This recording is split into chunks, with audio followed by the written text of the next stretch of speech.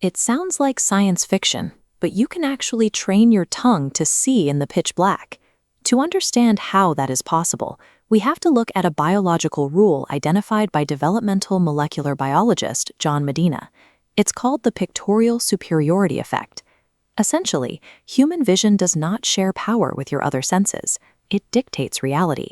When visual data conflicts with what you hear or feel, your eyes win, every time. In the famous mirror box experiment, an amputee sits before an angled mirror. The reflection creates an illusion of an intact arm. Seeing this reflection move causes the brain to physically feel a phantom limb, completely overriding the physical absence. If visual input is so dominant that it can invent a limb out of thin air, we run into a strange biological paradox. How can our eyes be both absolute dictators of reality and entirely optional? Our eyes dictate our immediate conscious experience. But that overwhelming tower hides a massive vulnerability in how the human nervous system actually processes the truth. Consider the physical location of your brain. It is locked inside a thick bone vault. It exists in absolute, permanent darkness. Your brain has never actually seen a single photon of light. Neuroscientist David Eagleman points out that the brain does not process light, sound, or physical touch directly. It has no direct access to the outside world. Instead, every sensory organ you have, eyes, ears, fingertips, acts as a translator.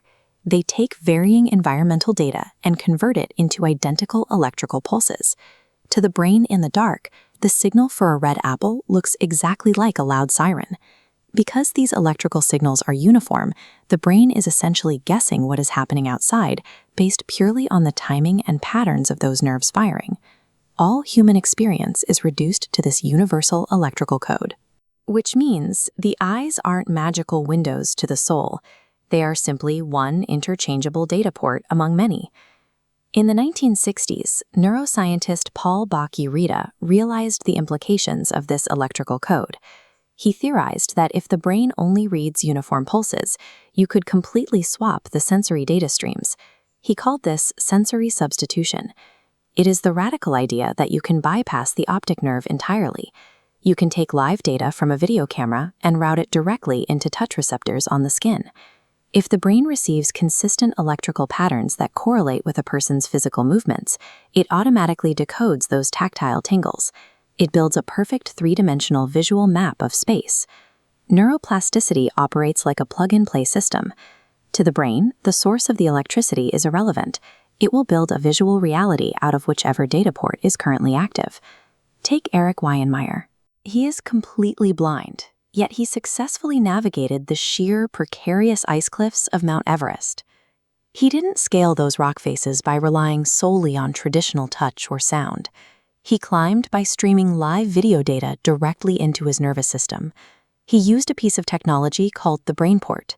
A camera mounted to sunglasses wires directly to a 600 electrode grid resting on his tongue. They translate video pixels into electrical tingles across the tongue pad. Weihenmayer's brain learned to read these electrical tingles as a direct visual map.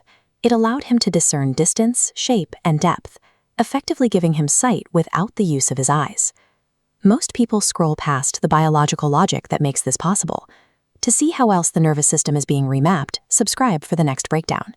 This flexibility is a direct result of the brain's isolation. Bypassing damaged hardware to see through the tongue, the brain proves that our perception of reality is a calculation that can be rerouted.